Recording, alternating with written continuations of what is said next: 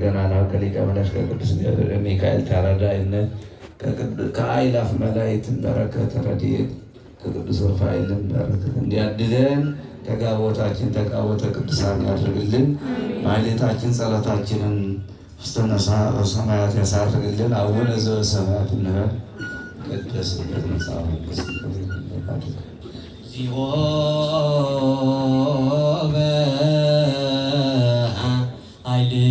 በኃይልከ ይትፌሳህ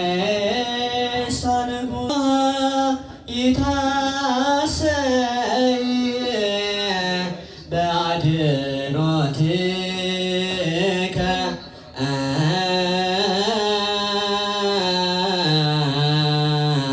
ፍትወ